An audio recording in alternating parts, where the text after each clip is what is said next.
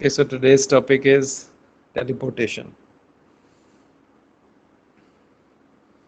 A little away from your syllabus or from anybody's syllabus, but these are some of the things that will come over the time, and you will also see that किस तरह से आएंगी. People are working on that. In quantum computing also there is an area called quantum teleportation where they are teleporting the information from one place to another. Sir मेरे वो को नहीं already पता है कॉन्फिडेंट है कि नहीं, लेकिन कल मैं इसी के बारे में सोच रहा था। अच्छा, व्हाट डू यू थिंक ये पॉसिबल है या नहीं, क्या लग रहा है आपको? ऐसे मैंने टेलीपोर्टेशन तो क्या सोचा होता है था सर? कि है जब हाँ लाइक एक एक एटम एक दूसरी ट्रांसफर हाँ, से इट लाउड. हाँ एक एक ना, तो हमारा एक एक एटम सिग्नल्स के द्वारा कहीं और टेलीपोर्ट करा जा सके। ओके. हाँ हाँ. भेजने वैसे हम एक एक एटम को हम्म. भेजेंगे तो वहां पहुंचेगा वो। हम्म. व्हाट डू यू थिंक विभू, आपको क्या लग रहा है टेलीपोर्टेशन? आपको लगता क्या है, क्या है? सर एक्चुअली अगर बेसिक आइडिया ये है कि एटम सर सिग्नल मतलब रेडियो फ्रीक्वेंसी या जो भी सिग्नल वेव्स उनकी तरह अगर एक जगह से दूसरी जगह जा सके। लेकिन सर अगर आप रेडियो फ्रीक्वेंसी देखो तो जो उसके एटम्स होते हैं उसके आयंस होते हैं सर, तो वो इतने हम्म. मतलब होते ही नहीं है सर, वो इतने केपेबल कि वो एक एटम को ले सके, क्योंकि एटम उससे ज्यादा हैवी होता है। हम्म. ओके. सर नहीं हो सकता। लेकिन देखो, हाँ नहीं हो सकता है ना, तो ऐसा मुझे भी लगता था पहले, बट दिस इज एक कोई सीरीज है वहाँ पे यूएस में भी, स्टार ट्रैक करके नाम है, स्टार ट्रैक. ओके, कभी मौका लगे तो देखना. उसमें ये सब चीज़ें दिखाई थी, कभी छोटे में शायद मैंने भी देखा है वो, कि उनका एक बॉक्स और एक केबिन टाइप का होता है, और कुछ कुछ ऐसा समझो, इस तरह का केबिन सा होता था उनका. और ऐसा, उस केबिन में मतलब उसमें कुछ कुछ कैरेक्टर्स थे उनके, ऐसे करके वो एंटर करते थे एक जगह पे, और कुछ बोलते थे, कुछ सिग्नल टाइप के यहाँ पे रन होते थे, और एक दूसरी जगह पे डिफरेंट लोकेशन पे भी उनके पास एक ऐसा ही वो था, बॉक्स, एक केबिन टाइप का बना हुआ था. तो वो यहाँ पे आ जाते थे, यहाँ से यहाँ पे आ जाते थे वो. ओके, और यहाँ से दे यूज टू वेनिश, है ना. अगर ये फर्स्ट है, इस तरह से एक जगह से दूसरी जगह जाते थे, मैंने भी देखा है वो. आई हैव सम फेंट मेमोरीज, और मे बी यूट्यूब मतलब कहीं ना कहीं पड़ा भी होगा, आप चेक भी कर सकते हो. ठीक है, because in any of the creative field आप उसे दिखा सकते हो, राइट.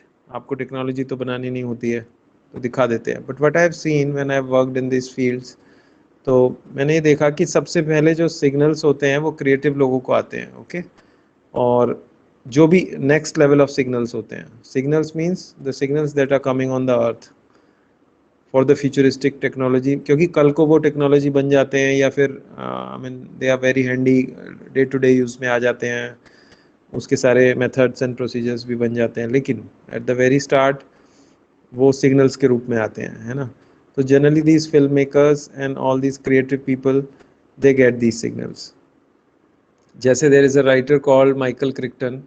आई यूज टू, मैंने वैसे तो ज़्यादा नहीं पढ़ता था मैं कुछ, लेकिन एक सेट ऑफ बुक्स में पढ़ता था, उसमें मुझे साइंटिफिक या तो स्पिरिचुअलिटी या फिर कुछ नया सा जो वो करते हैं टेक्नोलॉजी से रिलेटेड, उसकी बुक्स थी. तो राइटर वाज माइकल क्रिक्टन, आप सर्च भी कर सकते हो.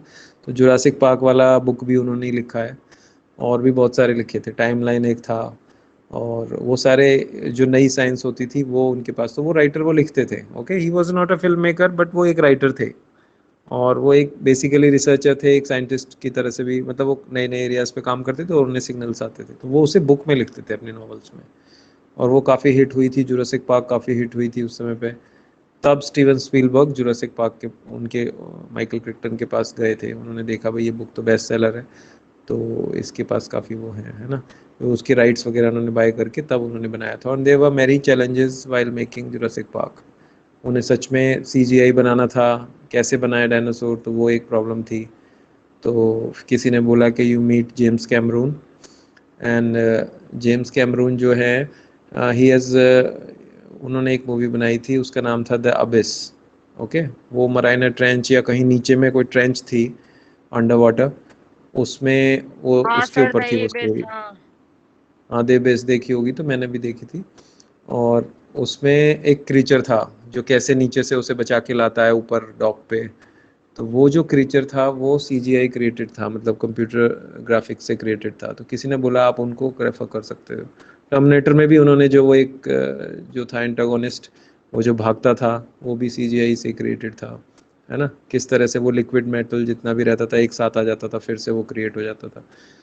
तो तब उन्होंने स्टीवन स्पीलबर्ग ने वो चीज़ देखी, और फिर इन्होंने उनकी टीम को, आईएलएम की टीम थी, इंडस्ट्रियल कुछ नाम है उसका, आईएलएम करके थी, जो ये बनाते थे मॉडल्स वगैरह उसके लिए, तो उनको हायर किया था। लेकिन फिर भी ये कुछ नई सी चीज़ थी तो वो नहीं कर पा रहे थे। लेकिन उन्होंने क्या किया कि उन्होंने उन लोगों को, आईएलएम वाले जो लोग उन्होंने हायर किए थे वो नहीं कर पा रहे थे उस समय पे, ऐसा था, लेकिन उन्होंने उनको निकाला नहीं, उन्हीं को रखा, और फिर ये नई अप्रोच उनको दी। उन्होंने बोला आप इसको टाइम लो, सीखो और बनाओ। तो पहले उन्होंने उनसे बोला कि भाई आप क्ले मॉडल्स बनाओ, क्योंकि आईएलएम का काम था क्ले मॉडल्स बनाना। स्टार ट्रैक वगैरह जो शुरू में स्टार वॉर्स आई थी उसमें आईएलएम ने बनाए थे वो, है ना, इंडस्ट्रियल लाइट एंड मैजिक ऐसे कुछ नाम है शायद उसका, if I am not wrong. तो वो उससे बनाए थे वो क्रीचर्स, है ना। और भी जो उस समय पे जॉर्ज लुकास की जब स्टार वॉर्स आई थी तो उस समय पे वो सारे क्रीचर्स आए थे, नए नए उसमें यूज़ हुए थे, तो उन्होंने वो उसकी क्ले मॉडल बनाते हैं। पहले हमें भी लगता था कैसे करते होंगे, फिर हमने देखा करीब से ये सब चीज़ें, तो वो क्ले मॉडल्स उसके बनाते थे। तो फिर उन्होंने क्ले मॉडल भी बनाया एक डायनासोर का, जिसे स्टीवन स्पीलबर्ग ने देखा कि हाँ ओके है, तो उसी को हम कैप्चर कर सकते हैं आगे। और फिर उन्होंने सीजीआई से बनाया, उन्होंने बोला एक थोड़ा सा इनको चला के दिखाओ, क्योंकि अब आपने क्ले मॉडल बना लिया तो अच्छी बात है, लेकिन वो चलेगा कैसे, हमें तो चलता हुआ दिखाना है ना उसमें। तो वो कह रहे वो तो सीजीआई से ही होगा, वो आप, फिर उन्होंने वो चीज़ उन्हीं को बोली, आप वो जो हेड थे वही सुपरवाइजर बन गए उसके, और उन्होंने ट्राई किया, नई चीज़ ट्राई की उस समय पे। और फिर एक फुटेज बनाई जो उन्होंने देखी, तो उन्होंने बोला वो भाग रहे हैं और साथ में छोटे भी कुछ भाग रहे हैं, और वो भागते हुए फुटेज देखी तो उन्होंने बोल दिया बस अब हम इसी को करेंगे, मतलब अब चाहे जितना भी टाइम लगे, लेकिन हमारी पकड़ में आ गई है चीज़, now we can create that vision that we are getting from above. तो तब उन्होंने बनाया। तो इस तरीके की, जैसे ये इसमें भी था, तो टेलीपोर्टेशन में जैसे अब वैसे भी देखो आप कि अगर ट्रांसपोर्टेशन देखो, अगर हम टेलीपोर्टेशन ना देखें तो ट्रांसपोर्टेशन देखें, तो अभी हम कैसे करते हैं, कुछ हमारे पास है ना, we like generally transport our cells to different places, लेकिन हम हमेशा रहते हैं वहाँ पर। कभी हम गाड़ी में बैठ जाएंगे, कभी बस में बैठ जाएंगे, कभी ट्रेन में, कभी एरोप्लेन में, ठीक है, हम हमेशा रहते हैं, और हमें ले जाने के लिए सारा तंत्र बना हुआ है, सारा जो भी सिस्टम है वो हमको कैरी करता है। लेकिन कोई ये नहीं सोच पाता कि भाई क्या हम डायरेक्टली भी हो सकते हैं क्या, जबकि ऐसे लोग हैं, जैसे महाअवतार बाबा जी हैं, आप देख लेना योगदा सत्संग सोसाइटी से, उस बुक में, मैंने, book was Autobiography of a Yogi, आप भी पढ़ सकते हो उसे, है ना, सिंपल सी एक बुक है लेकिन बहुत ही इंटरेस्टिंग है वो, उन्होंने वो बताया। तो महाअवतार बाबा जी एक्चुअली टेलीपोर्ट करते हैं अपने आप को, और वो जो भी उनके शिष्य होते हैं उनको भी बोल देते हैं कि आप भी कर सकते हो, मुझे बुला सकते हो। ऐसा उसमें स्टोरी भी दिया है, लहरी महाशय को उन्होंने दिया था, कैसे वो आए थे, उन्होंने माइंड से सिग्नल दिया उनको, और फिर वो उनकी गुफा तक आए थे, और रात में उन्होंने टेलीपोर्टेशन से ही एक पूरा महल बनाया था। क्योंकि जो लहरी महाशय थे, इनकी पिछले जन्म की एक इच्छा थी कि मैं एक सोने का महल हो जिसमें हीरे जवाहरात हों, उसमें मोर वगैरह घूम रहे हों, ऐसा एक, तो वैसा तो सच में तो होता नहीं है वैसा, तो वो इच्छा सबकॉन्शियस में ही पड़ी हुई थी, वो कभी भी मैनिफेस्ट नहीं हो पाई। तो इन्होंने तब बुलाया था, है ना, वहाँ पे बुलाया, बोला रात को आ जाना, और रात को हिमालयाज़ में ही उन्होंने वो डायरेक्टली एटम्स को कॉल दिया था, और वो बनाया था वहाँ पे। फिर ये घूमते रहे उसमें काफ़ी देर, उसके बाद जब ये इनका मन भर गया, इच्छा पूरी हो गई, तो ये बाहर निकले, उन्होंने डायरेक्टली एटम्स को कमांड दे दिया, तो वो वहाँ से मतलब फिर से गायब हो गया, एकदम से गायब होना बोलते हैं उसको हम लोग। अभी तो वो ऐसा लगता है फ्यूचरिस्टिक, पर एक्चुअली में वो वहाँ से डायरेक्टली एटम्स को कॉल दी जा सकती है, तो वो दे देते हैं। But only a developed mind can do that. सारा जो चीज़ सिस्टम है वो that is around the mind, मतलब आपका जो माइंड है वो उससे कर सकते हो। और वो माइंड की स्टेजेस है ना, वो ही as you walk the path of dhamma, उसमें माइंड की स्टेजेस इंप्रूव होंगी। तो mind is always over matter, ठीक है, ये एक चीज़ है, माइंड इज ओवर मैटर, है ना। हमें कई बार ऐसा लगता है आज के युग में कि भाई हाँ मैटर ही सबसे ज़्यादा इम्पोर्टेंट है और उसके बगैर कुछ नहीं, but you have a very nice mind, और आप खुद एक ऐसा ही सिस्टम हो, सबसे एडवांस सिस्टम आप खुद ही हो। तो आपका माइंड जैसे एक्टिव होता है तो उससे फिर ये सब चीज़ें होती हैं। लेकिन उससे ट्रांसपोर्टेशन से आप कर रहे हो, चलो सारी चीज़ें, ट्रक से ट्रांसपोर्टेशन हो रही है गुड्स की एक जगह से दूसरी। सोचो वो ट्रक ड्राइवर्स हैं, वो कैसी कैसी लाइफ जीते हैं, रात भर चलते हैं वो, है ना, कहीं पे रुके, कहीं पे खाना खाया, कहीं पे सोए। क्या उनकी फैमिली नहीं है? उनकी भी फैमिली है, तो वो प्रॉब्लम्स हैं उनको भी, है ना। लेकिन हमें तो अपना काम मिल जाता है ना, वी पे फॉर द सर्विस एंड हमें तो सामान मिल जाता है।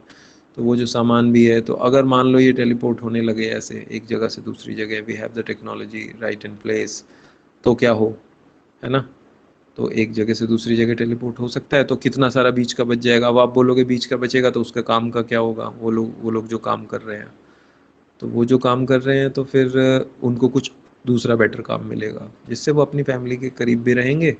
और this is how nature works, ठीक है। एक चीज़ होती है तो दूसरी भी होती है। ऐसा नहीं है कि अब उन्हें काम नहीं मिलेगा तो फिर ये नहीं होना चाहिए। हम लोग जो डर जाते हैं, लोग वो बोलते हैं कि भाई अब नहीं होना चाहिए, नहीं ये तो ठीक नहीं है, क्योंकि उनका क्या होगा। अरे भाई उनको भी एक उनका लिविंग स्टैंडर्ड थोड़ा इंप्रूव हो जाएगा, बेटर हो जाएगा, ठीक है।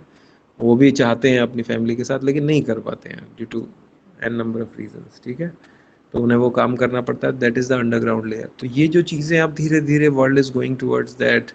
अभी क्वांटम कंप्यूटिंग में टेलीपोर्टेशन के कुछ इनिशियल एक्सपेरिमेंट्स हुए हैं जिसमें इंफॉर्मेशन एक जगह से दूसरी जगह भेजी गई है ना, without actually sending them through the waves. तो ये वही है। अभी जैसे मैं यहाँ से कोई पत्थर मारता हूँ एक जगह से दूसरी जगह, ठीक है ना, 1 ने 2 को मारा तो सीधा पत्थर वहाँ पे मिल जाएगा, ओके, दिखेगा जाता हुआ। दूसरा, अभी आप और हम बात कर रहे हैं तो बीच में जो सिग्नल्स जा रहे हैं, मे बी अगर सेटेलाइट के थ्रू जा रहे हैं तो वो, या फिर टॉवर, यहाँ जो इमीडिएट टॉवर है उसके थ्रू जो मैं कनेक्शन कर रहा है, माई मोबाइल इज कनेक्टिंग, वो तो मुझे आंख से दिख भी नहीं रहे, राइट। तो वो एटलीस्ट उस पत्थर से सूक्ष्म है। तो वो जो सूक्ष्म है वो चीज़ भी ऑलरेडी चल रही है हमारे पास, ठीक है। And I can communicate with you, I am communicating right now with you. और वो सारी बातें हो रही हैं, देखो मैं सब देख भी पा रहा हूँ। तो ये जो जितना भी मैं देख पा रहा हूँ, या आपकी फोटोज भी हैं या जो भी है, वो कैसे आ रही हैं, है ना, they are like some signals. देखो अगर आप सोचो बारीकी से, तो बीच में तो वो सिग्नल ही थी सिर्फ एक, है ना। मेरी ऑडियो यहाँ से जा रही है स्पीकर के अंदर, माइक्रोफोन के अंदर, और उसके बाद वो कुछ सिग्नल्स में कन्वर्ट हो रही है, और वो सिग्नल फिर वहाँ से भेजे जा रहे हैं, ठीक है। मॉड्यूलेशन हो रही है मे बी उनकी, फिर डीमॉड्यूलेशन हो रही है जब वो दोबारा से मेरे पास आ रहे हैं, आपके उधर से आ रहे हैं तो, और फिर कन्वर्ट होके फिर मुझे वो एक ऑडियो सिग्नल में आ रहे हैं जो मेरा कान सुन सकता है। क्योंकि अल्टीमेटली या तो मेरा कान सुन सकता है या तो मेरी आंख देख सकती है, मुझे उन्हीं सिग्नल से ज़्यादा मतलब रहता है। तो इतना सब मैंने अंडरग्राउंड में किया, लेकिन फाइनली जो voice is coming from your side, उसे मेरा कान सुन पा रहा है। अगर वो सिग्नल मेरा कान नहीं सुन पा रहा तो मुझे ज़्यादा उससे मीनिंग नहीं है, वो फिर बीच की लेयर में चली जाती है। तो नाउ यू कैन थिंक कि भाई आपकी फोटो जब एक जगह से जा रही है तो वो भी तो कहीं ना कहीं परमाणुओं के थ्रू ही जा रही होगी ना, वेव्स के थ्रू ही वो इन्फॉर्मेशन जा रही है। That is just an information in between. Between में वो ना तो आप हो ना वो मैं हूँ, राइट। वो सिर्फ एक इन्फॉर्मेशन है जो हम यहाँ से वहाँ भेज रहे हैं, और उसको डिकोड करके वो सही से दिखती भी है, पिक्चर्स भी दिखती हैं बाकायदा, है ना, जैसी आपकी कैप्चर हुई वैसी दिख जाती है मुझे, और आपकी सर आवाज़ भी आ जाती है। मैंने वो पढ़ी थी। क्या चीज़? हेलो। तेज बोले थोड़ा। हाँ। तो मेरी आवाज आ रही है अब? हाँ अब आ रही है, थोड़ी हेलो। कम आ रही है आज तो। हाँ। एक मिनट सर, मैं कुछ लगाता हूँ माइक। हम्म।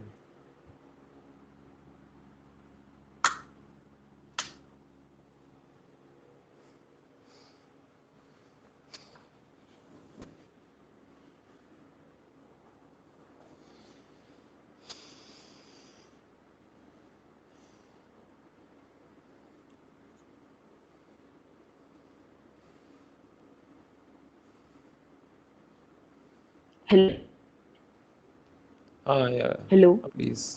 हाँ, I can hear you. Sir, अब आवाज आ रही है मेरी? हाँ, आ तो रही है, वैसी सी ही है ऑलमोस्ट। वैसे हाँ।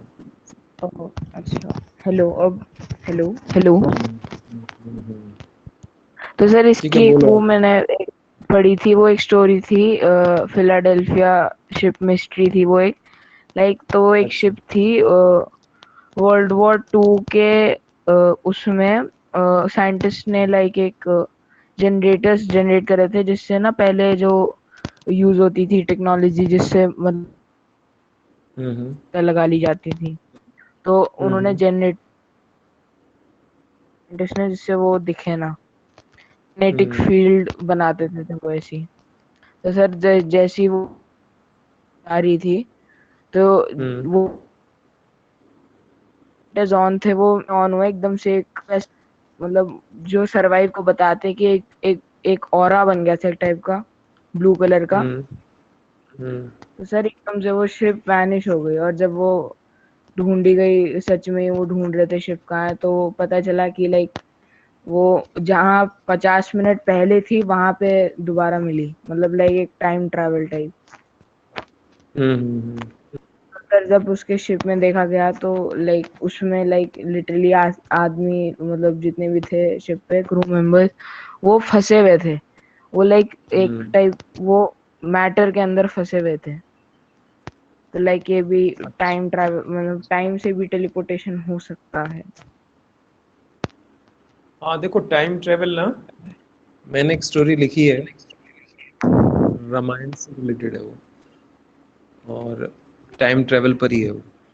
ठीक है, लेकिन yes sir. Over the time, because मैं वो सम्यक चीज़ों को आने तक काम करते रहता हूँ, तब वो बाहर आए तो अच्छा रहे।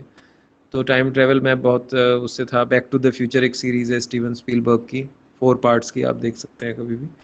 उसमें मैंने देखी थी वो जब सीरीज़ बैक टू बैक, तो मैं टाइम ट्रेवल से बहुत ज़्यादा प्रभावित हो गया था, और मैं सोच रहा था टाइम ट्रेवल कैसे होता है। लेकिन अब मुझे बाद में आके पता लगा, मैंने लिखी भी है, और तो मुझे ये उसके रहस्य ये पता लगे कि भाई एक्चुअली में टाइम ट्रेवल ना होता तो है, लेकिन उसे जाके चेंज नहीं कर सकते। जो बैक टू द फ्यूचर में दिखाया है वो एक्चुअली में सही नहीं है, मिसलीडिंग है वो, जबकि वो देखने में बहुत अच्छी लगेगी।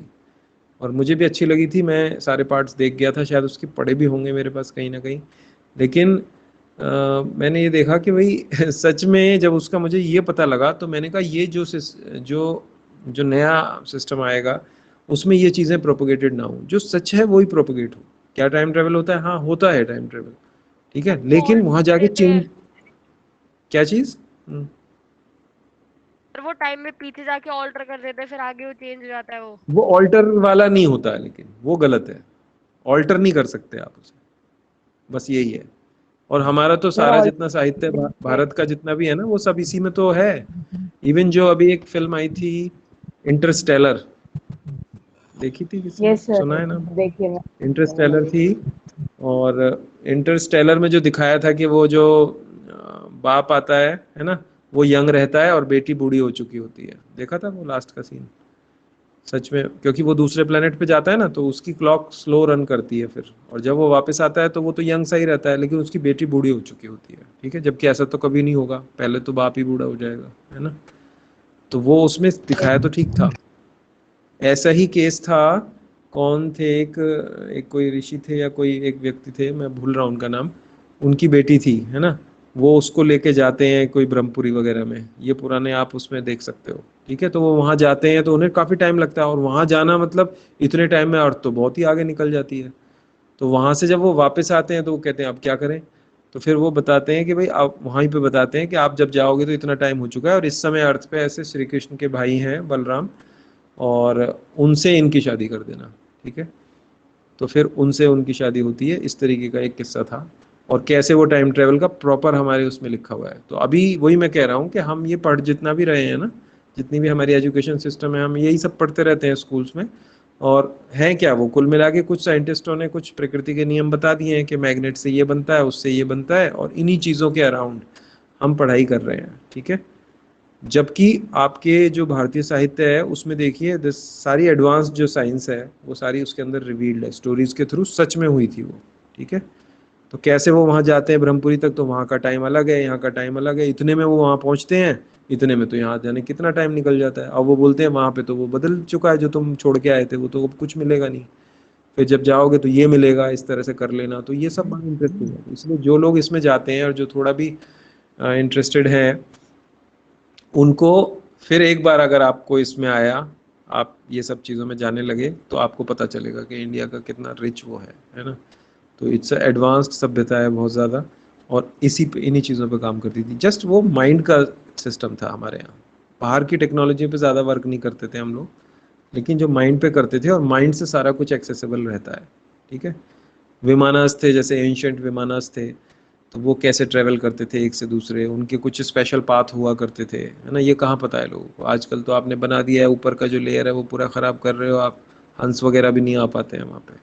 नहीं तो पहले हंस बहुत आराम से रहते थे, है ना। तो आपने ये अपने चीज़ों को बनाने के लिए ये बिल्कुल सोचना ही बंद कर दिया कि दूसरे जीवों का क्या होगा। Because earth is a collaborative system, it's a collaborative place, it is not only you. अगर आप होते तो फिर प्रकृति और कुछ दिखाती ही नहीं है आपको, न पेड़ होते, न पौधे होते, न दूसरे जीव होते। सारे जीव हैं तो आपको उनका ख्याल रखना है कि नहीं। वो भी तो लाइफ फॉर्म्स हैं। कभी कभी वो आगे बढ़ बढ़ के कभी मनुष्य भी बनते हैं, कभी छोटे लाइफ फॉर्म्स में रहते हैं। तो हम उनको जब तक सपोर्ट नहीं करेंगे, और आप उन्हें सपोर्ट करते हो तो वो भी आपको सपोर्ट करते हैं ना। They help you. कैसे? केंचुआ है, उसको आप सपोर्ट करोगे तो वो क्या करेगा, वो जाएगा उसमें, तो कभी बारिश होगी तो उसे नीचे पहुंचा देगा, उस पानी को आप खींच लोगे, आप उस पानी को पी भी लोगे। तो उस केंचुए का योगदान उस पानी में रहा कि नहीं? बिल्कुल रहा। ठीक है, उसने उस सॉइल को थोड़ा सा फर्टाइल बना दिया, तो वहाँ पे आपने जो बोया, वो सब्जी आपके पास आई, वो आपने खा ली। तो क्या उसका योगदान था आपकी लाइफ में? हाँ जी हाँ, बिल्कुल था, है ना। इसको हमने नजरअंदाज कर दिया। This is the science of connection. मतलब Buddha said that everything is connected, and it's connected at a very detailed level. आप देखोगे तो हर आदमी अपना रोल प्ले कर रहा है। अब कभी कभी आदमी को पूरा विजन नहीं होता कि भाई मैं किस विजन का पार्ट हूँ, लेकिन वो अपना काम तो सही से करता है। तो जो अपना काम सही से करता है वही सबसे अच्छे लोग हैं। आपको आज जो भी काम मिला है, उसको आप एटलीस्ट अपनी ईमानदारी से करें। कई बार आपको पूरा समझ में नहीं आ रहा तो भी, क्योंकि जब भी आप उसे काम को सही से करेंगे, तो वो कहीं ना कहीं कनेक्ट होगा। कोई ना कोई आपके अच्छे काम को कोई दूसरा यूज़ कर रहा होगा, है ना। वो जब करेगा तो फिर वो आगे यूज़ होगा। तो इस तरीके से हमें अपना काम हमेशा ठीक से करना चाहिए। जो लोग अपना काम ठीक से नहीं करते, वो फिर दिक्कत आती है उनके साथ में। तो चाहे हम जिस भी लेवल पर हैं, चाहे हमें ज़्यादा समझ में आता हो या ना आता हो, पर हमें अपना जो भी काम होता है, जो भी इस समय पे है, पेरेंट्स आपको वो कर रहे हैं, तो फिर एटलीस्ट आप पढ़ाई का काम कर रहे हो तो वो अच्छे से करो, कोशिश करो उसमें क्या अच्छा कर सकते हो। और बाकी अब तो इस समय ओवरऑल चीज़ें समझने का टाइम आ गया है। तो वो एक चीज़ थी। तो इसमें अगर आप देखते हो कि मेरा जो बोलना है, अब आप सोचो कि आप अगर मेरे सामने खड़े हो, ठीक है, मैंने इसको किस तरीके से देखा था कि मैंने कहा इसका मैं एक बेसिक एक्सपेरिमेंट करता हूँ कि आप अगर मेरे सामने खड़े हो, या फिर मेरी फैमिली में जो मेरे क्लोज मेंबर्स हैं वो मुझसे इंटरेक्ट करते हैं, ठीक है, तो मैं उन्हें कैसे सिग्नल देता हूँ, आप ही बताओ। वो मुझे देखते भी हैं, मेरी आंखों को देखते हैं, मेरे पूरे हमें पूरा देखते हैं मुझे, है ना। और मैं उनको बोलता हूँ कि ऐसे कर लो, या वो मुझे बोलते हैं ये कर लो, आप गेट खोल दो या ये कर दो, है ना। तो मैं वो करता हूँ। किड्स हैं, वो उस तरीके से कमांड देते हैं, वो भी तो कमांड दे रहे हैं, और वो डायरेक्टली मुझे ही दे रहे हैं कमांड। तो ये जो सिस्टम था, ये सबसे पावरफुल था, और यही आज भी सबसे पावरफुल है। फैमिली में जब आप रहते हो, वहाँ पे कोई टेक्नोलॉजी यूज़ नहीं करते, डायरेक्टली आप देखते हो, आप मुझे देखते हो, मैं आपको देखता हूँ, है ना। तो वो जो है, उसमें भी अगर मैं देखूँ बीच में से हवा निकाल दी जाए, तो मेरी तो आवाज़ भी नहीं पहुँचेगी आप तक, जैसे स्पेस में होता है या वैक्यूम में होता है। तो जो भी मैं एनर्जी निकाल रहा हूँ, अंदर से जो भी एनर्जी निकल रही है, वो कहीं ना कहीं परमाणुओं के ऊपर ओवरलैप होकर ही तो आपके कानों तक जा रही है ना। या फिर मेरा जो रूप है, वो अगर आप देख पा रहे हो आँख से, तो वो कहीं ना कहीं उससे जो निकल रहा है, जो भी रेज निकल रही हैं, वो कहीं ना कहीं बीच के परमाणुओं से होके ही तो आँख में जा रही हैं, है ना। तो इसके कई सारे लेवल्स हैं। तो जब यहाँ पे ऐसा हो सकता है, तो बीच की टेक्नोलॉजी ऐसी बनाई है कि यहाँ से उसको डिकोड करते हैं, और जिसमें डिकोड करते हैं वो तरह तरह के मीडियम है। जब आप मेरे सामने खड़े हो, सोचो, मतलब ये थॉट एक्सपेरिमेंट्स हैं, आप सोच सकते हो कभी कि भाई जब आप मेरे सामने खड़े हो, तब आप इतनी सारी रेज वगैरह यूज नहीं कर रहे हो, ठीक है। आपने ये वाली रेज यूज कर ली डेटा के लिए, वो कर ली, वो नहीं कर रहे हो, आप डायरेक्टली सिंपल सी कर रहे हो, साउंड वेव्स कर रहे हो, ठीक है। और क्या कर रहे हो वो सोचो, लाइट वेव्स भी हैं। लेकिन जब आप डेटा ट्रांसफ़र कर रहे हो यहाँ से सैटेलाइट में, और वहाँ से वापस आ रही है, तो आप एक डिफरेंट तरह की वेव्स यूज़ कर रहे हो, है ना। उसके ऊपर डेटा को आप डाल रहे हो, क्योंकि यहाँ से निकला, मेरे मुख से निकला, तो वो डेटा ही बन गया, राइट। और वो एक तरह की वाइब्रेशन है। उसी को कैप्चर करने के लिए हमने ऑडियो सिस्टम्स बना लिए हैं, वीडियो सिस्टम्स आज की डेट में बना लिए हैं, जो हमेशा उसको वहाँ पे रखते हैं, उस इंफॉर्मेशन को। तो बेसिकली है तो वो इंफॉर्मेशन ही। आप सोचो कि अगर कोई सीडी है या फिर कोई प्रोग्राम है या फिर कोई अच्छी सी मूवी है, आप उसे आज भी देख के कई बार रो जाते हो, कई बार हंस जाते हो, कई बार आप इमोशनल हो जाते हो। ठीक है, क्यों? अगर आप सच में देखो तो वो तो एक सीडी तो है। अब तो उसमें कुछ नहीं है, वो तो लोग भी मर चुके हैं कई बार, है ना, बहुत पुरानी है, 1950s की है मे बी। लेकिन अभी भी आपको वो सॉन्ग आप सुनते हो लता का कोई इतना पुराना, तो आप इमोशनल हो जाते हैं। मैंने देखा है, हम इमोशनल हो जाते हैं कई बार, आंखों में आंसू भी आ जाते हैं, कोई इतना अच्छा भी सॉन्ग है। लेकिन मैं सोचता हूँ कि वो सॉन्ग तो कब का चला गया, वो लोग भी कब के चले गए, लेकिन वो वाइब्रेशन अभी भी कहीं स्टोर करके हमने रखी है। तो वो जो इन्फॉर्मेशन है, सूक्ष्म इन्फॉर्मेशन है जो उस पर एम्बेडेड है एक तरीके से, वो कितनी इंपॉर्टेंट है। अमिताभ की जैसे कोई है तो वो अभी भी रखी हुई है। आप सोचो कि इनको कैसे ये सारी चीज़ें मिलती रहती हैं, क्योंकि वो इन्फॉर्मेशन आज भी इतनी रेलेवेंट है, जब उसने दी तो वो आज भी लोगों को मूव करती है। उसे देखकर लोग मूव हो जाते हैं। It has such an affect. तो उस समय पे जब वो रिकॉर्ड हुई थी तो इतनी पावरफुल थी, इतनी अच्छी थी।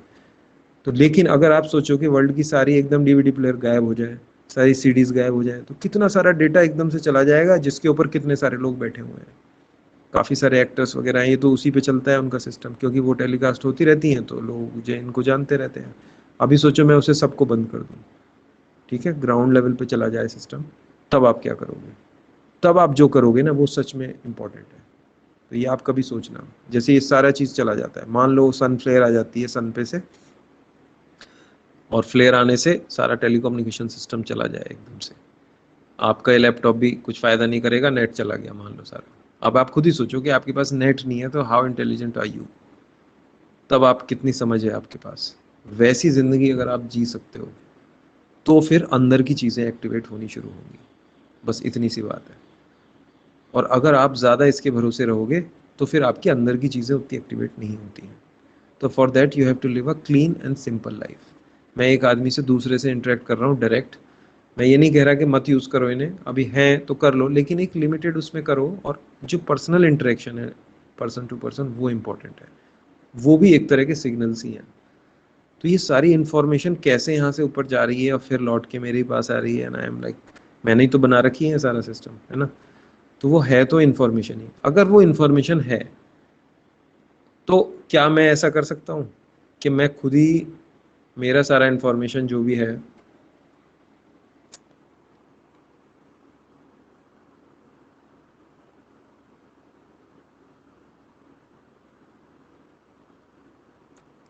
समहाउ मेरे माइंड से मेरे कोई कमांड हुई,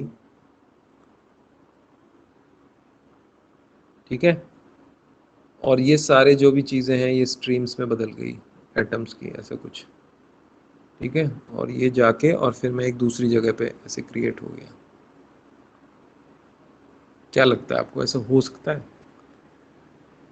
इफ़ यू स्टडी, देखो we are also study in these classes also, अगर इफ़ यू स्टडी कि भाई मैं क्या स्टडी कर रहा हूँ, बायोलॉजी स्टडी कर रहे हो, if you are studying biology, okay, you are getting good numbers also because you are like have the understanding of the concept.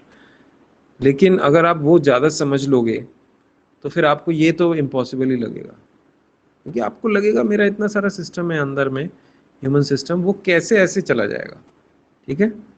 और यही जो क्वांटम फील्ड आ रही है वो यही आपको बता रही है, इंडियन ऋषिज ने यही आपको बताया कि आप फिजिकलिटी जो है उसके चक्कर में ना रहो, उससे ऊपर की भी एक लेयर है।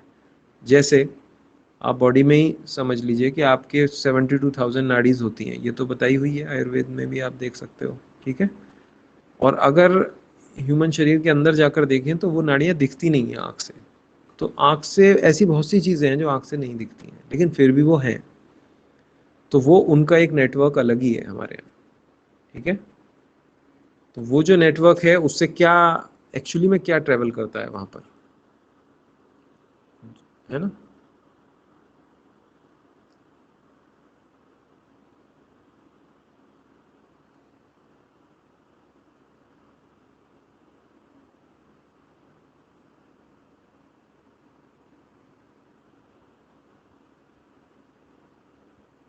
एनर्जी पाथवेज है एक तरह से, ठीक है। तो इसमें एक तरह का बोलते हैं प्राणा ट्रेवल करता है। प्राणा क्या है? वो सूक्ष्म एनर्जी है ना। उसके 5 तरह के वायु होते हैं शरीर के अंदर, जिसमें वो प्राणा का बोलते हैं, वो उस तरह से डिफाइन होता है। लेकिन अगर आप सोचो कि आपके जो आईज हैं, ईयर्स हैं, आपका जो स्किन है, वो एक तरीके से इन्हीं सब जो चैनल्स हैं, एनर्जी के चैनल्स, उसका बाहरी रूप है एक तरीके से। आँख के अंदर भी खूब सारे चैनल्स रहते हैं, ऐसे कान के अंदर भी खूब सारे चैनल्स रहेंगे। वहाँ से जो इन्फॉर्मेशन आ रही है वो उन्हीं नाड़ियों के थ्रू ट्रेवल करती है पूरे शरीर में, यहाँ से वहाँ जाती है। ठीक है, तो वो जो नेटवर्क है that is defying the biology principal.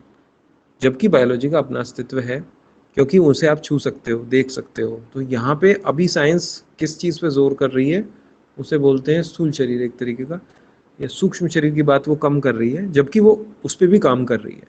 जितना भी ये कम्युनिकेशन हो रहा है ये तो सूक्ष्म ही है, इसमें तो फिजिकल ऐसा दिखाई नहीं दे रहा जाते हुए कुछ भी, है ना, लेकिन जा तो रही है वो इन्फॉर्मेशन।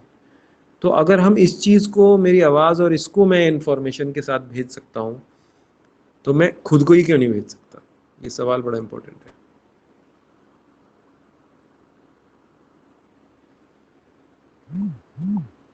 या नहीं? सर अपने आप को? अपने आप को, हाँ। सर क्योंकि वो बहुत ज्यादा मास है एटम्स का। है? अब जो मेरी वॉइस है, तो ये देखो किसी तरीके से जा रही है, और फिर वहाँ पे एक स्पीकर है ऐसे करके, है ना, स्पीकर से जा रही है इस तरीके से जगह जगह, और उसको दूसरे लोग सुन रहे हैं यहाँ पर खड़े हुए। सिग्नल में ही तो जा रही है। मेरी वॉइस जा सकती है, ठीक है, मेरी पिक्चर भी जा सकती है। पिक्चर जाना हमें, आपको ओके लगता है। एक टाइम ऐसा भी था जब पिक्चर नहीं जाती थी, तो जब पहली बार पिक्चर गई तो लोगों को वही अजीब लगा कि ऐसा भी हो सकता है क्या। फिर टेलीविज़न वगैरह आ गया, लेकिन आपकी देखो वाणी जा रही है, ठीक है, आपकी पूरी पिक्चर भी जा रही है, वॉइस, ठीक है, पिक्चर जा रही है, वो भी भाई आपकी एनर्जी ही जा रही है एक तरह की, है ना। लेकिन पिक्चर 2D टाइप की है। अब बोल रहे हैं 3D पिक्चर्स भी जाने लग रही हैं, उसको होलोग्राफिक बोलते हैं। मतलब आपका पूरा स्कैन होगा और आप जैसे भी होगे, जैसे मोदी ने भी पीछे काफ़ी सारी रैली होलोग्राफिक से दी हैं, सुना है, एक जगह से करते थे और सब जगह टेलीकास्ट होती थी, ठीक है। अभी आप जैसे घर में आने वाले दिनों में ये सब चीज़ें आने वाली हैं, है ना, बैठे वहाँ पे हो, लेकिन मैं यहाँ पे आपको पूरा 3D में देख सकता हूँ। तो जब ये इन्फॉर्मेशन जा रही है तो क्या मैं पूरा भी जा सकता हूँ? मेरे हिसाब से जा सकते हो, ठीक है। अभी सोचने में अजीब लगेगा। और यही जो इंडियन ऋषिज हैं, जिनका डायरेक्टली परमाणुओं पे कंट्रोल हो जाता है, वो तब होता है जब माइंड वहाँ तक पहुँच गया, है ना। ऐसा नहीं है उनके पास स्थूल शरीर नहीं है, लेकिन स्थूल शरीर के वो गुलाम नहीं है। तो माइंड इज ओवर मैटर। स्थूल शरीर मतलब वो मैटर की बात होती है, ठीक है। जिस चीज़ को आप टच कर सकते हो वो मैटर में आ गया, लेकिन माइंड इज ऑलवेज मैटर। ऐसे जैसे विपश्यना में भी, आप अभी तो नहीं गए हैं, लेकिन कई बार कोई कोई साधक आता है गुरु जी के पास और पूछता है कि गुरु जी आज तो मैंने कुछ ऐसा खाया भी नहीं है, फिर भी मेरे पेट में जलन हो रही है। भाई अगर मैंने खाया है, मैंने मिर्ची खाई है, तो मिर्ची में अग्नि का परमाणु है, तो मेरे पेट में जलन हो रही है, तो मुझे समझ में आ रहा है कि आज मैंने खाना ऐसा खा लिया और अब मुझे थोड़ा सा ध्यान रखना पड़ेगा अपने खाने का। अच्छी बात है। तो वो कोई मैजिक नहीं हो रहा, जैसे एटम्स खाए हैं वैसे ही प्रोड्यूस हो रहे हैं। लेकिन कई बार वो कहता है कि आज तो मैंने कुछ खाया ही नहीं, पिछले कई दिनों से भी ऐसा कुछ नहीं खाया, फिर भी मेरे पेट में जलन हो रही है, या फिर वायु बहुत ज़्यादा बन रही है, कोई ऐसी बात हो रही है, ठीक है। तो वो बोलते हैं कि अब ये क्यों हो रहा है, इसे कैसे एक्सप्लेन करोगे? तो वहाँ पे क्या होता है, ये बहुत पहले मुझे भी पता लगा। मैंने कहा वहाँ पे माइंड जो है मैटर में कन्वर्ट होता है। ये बताते भी हैं टीचर्स, आप बात करें, है ना। तो वहाँ पे इस समय पे क्यों मुझे ऐसा महसूस हो रहा है, इस समय की जो संवेदना महसूस हो रही है, जलन हो रही है या फिर कुछ भी हो रही है, मुझे किसी भी तरह का अंदर से फीलिंग आ रही है, तो वो कैसे एग्जीक्यूट, वो परमाणु कहाँ से आ रहे हैं, जबकि मुझे तो फीलिंग आ रही है, तो हो रहा है मेरे स्टमक में सीधा सीधा। तो वो पुराना आपका माइंड जो है मैटर में कन्वर्ट हुआ है। वो माइंड कहाँ रहता है? वो चित्त पे रहता है। और वो चित्त क्या चीज़ है? वो चित्त हाथ नहीं लगा सकते उसको, वो सूक्ष्म है।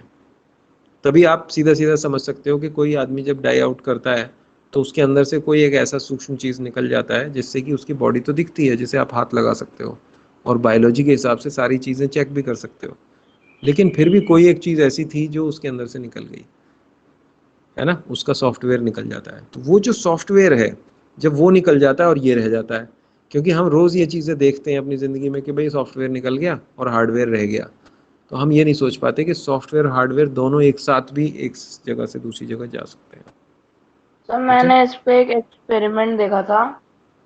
हम्म, तो सर उस एक्सपेरिमेंट में क्या था कि लाइक उसमें बॉडी का हम्म। तो वेट था ही, लेकिन सोल का जो चित्त होता है हमारा उसको भी मेजर करने का था हाँ, वेट। वो तो मैंने भी देखा है। हाँ, 21 ग्राम्स है वो। Yes sir, yes sir. और वो एक और था कि ये चेक करने के लिए कि मैटर भी होता है क्या, जो चित्त होता है हमारा सोल में थोड़ा बहुत तो मैटर होता है कि नहीं। तो सर थोड़ा बहुत जैसी मतलब, हाँ सही बात। एक जैसे कि एक उसको लिया था, तो ऑलमोस्ट लाइक मरने वाला था, लेकिन वो मरा नहीं था, मतलब उसको बिल्कुल मेजर किया क्रिटिकल था। स्टेज। हाँ। तो सर उसको एक ग्लास के उसमें रखा था, हाँ। बिल्कुल बंद ग्लास के ना, एक बॉक्स जैसे बिल्कुल बंद, ना कोई हवा हाँ। जाएगी ना कोई बाहर आएगी। तो जब हाँ, जैसे ही उसने शरीर छोड़ा तो साथ में वो कांच भी टूट। टूट गया। हाँ हाँ हाँ। तो कुछ कुछ ऐसा बाहर जाता है ना। वो जो जो रिसर्चर थे, इसका तो काफी पॉपुलर हुए थे वो अभी पीछे, तो उन्होंने बताया कि भाई आत्मा जिसे आप बोलते रहते हो वो 21 ग्राम की होती है। बड़ी चली उस पे, और उन्होंने उसके वो दिखाए, डेटा कलेक्ट किया, हॉस्पिटल से परमिशन ली उन्होंने। तो जो डाइंग आउट पेशेंट्स थे, उनका पहले उन्होंने मेजर किया वेट, कितना सिंपल है देखो, वेट मेजर किया और जब वो डाई आउट हो गए तब मेजर कर लिया। और इस तरह से जब डिफरेंस निकाला तो वो ज़्यादातर 21 ग्राम के आसपास आया। तो उन्होंने कहा वो जो अंदर से चीज़ निकलती है उसका भी कुछ मास तो होता है, कितना ही कम सही, लेकिन 21 ग्राम वो निकल के आया। बड़ा इंटरेस्टिंग है ये, है ना। जबकि हम तो कई बार उसे टच भी नहीं करना चाहते, वो डोमेन को हम टच भी नहीं करना चाहते, भाई आखिर है क्या। जबकि हम बात तो कर रहे हैं, इस समय दुनिया भर की टेक्नोलॉजी हम यूज़ करते हैं जिसमें हम यही काम करते हैं डेली। अगर आप गहराई से देखो तो ये सारे सिग्नल्स ही तो ब्रॉडकास्ट हो रहे हैं। तो वो किस तरह से निकलता है, कौन से 9 द्वार होते हैं हमारे शरीर में, उनके थ्रू वो निकलता है ना। जैसा काम आपने ज़िंदगी में किया वैसे उस जगह से वो निकल जाएगा। बड़े उसके रूल्स हैं, है ना। सॉफ्टवेयर कैसे बाहर जाएगा। तो वो अब जैसे एक there was a film called, there was a movie called the little Buddha, आप कभी देख सकते हैं। लिटिल बुद्धा में स्टोरी दिखाई है, और पहली बार उसमें ये दिखाया है, मैंने भी उसी में देखा कि भाई एक सोल भी 3 जगह पैदा हो सकता है। ये दिखाया उसमें। मतलब एक कोई लामा थे उनके, जो मोनेस्ट्री थी उसमें एक उनके लामा थे, और वो फिर से वो 3 जगह बर्थ लेते हैं। एक लामा, तो ये हमने नहीं सुना था कि ये एक सोल, हमने था एक सोल एक बॉडी में ही जन्म लेता है, लेकिन एक सोल 3 जगह पे भी जन्म ले सकता है। तो वो तीनों जो है उसी सोल का पार्ट थे। इस तरह का उसमें दिखाया कैसे उन बच्चों को वो ढूंढते हैं, एक अमेरिका में मिलता है, एक नेपाल में कहीं मिलता है, ऐसी जगह पे, है ना। मदारी टाइप का कुछ रहता है, और एक वो तो वेल ब्रॉट अप फैमिली में था अमेरिका में, और कैसे वो उसे ढूंढते हैं, है ना। तो वो अपने ही लामा को ढूंढ रहे हैं, और उसी के साथ में सिद्धार्था की स्टोरी दिखाई जा रही है, बुद्धा की।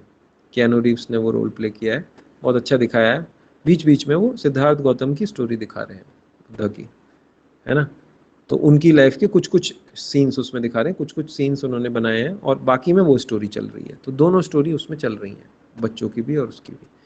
और उसमें लास्ट में जो अभी के जो लामा थे वहाँ पे मोनेस्ट्री में, उनकी ये जिम्मेदारी थी कि उन बच्चों को ढूंढ लें, अपने पुराने लामा को, और फिर उनका टेस्ट करवाते हैं। तो कैसे करवाते हैं, उनको बुलाते हैं बच्चों को कि ये टोपी उनका सामान रखा हुआ उठाओ, तो वो वही उठाते हैं, है ना, वो बच्चे, कोई जो उनका सामान था उस लामा का। तो वो पहचान लेते हैं, देखो ये वही, यहाँ ये अपना ही सामान उठा रहे हैं, है ना। जबकि वो बच्चे हैं दूसरे, किसी दूसरे माता पिता के यहाँ पे पैदा हुए हैं, लेकिन फिर भी वो अपना ही सामान उठा रहे हैं।